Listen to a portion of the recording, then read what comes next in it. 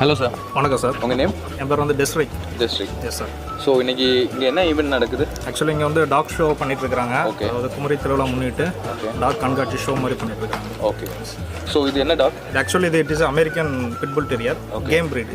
So சரி சரி, இதோட ஸ்பெஷல் என்ன?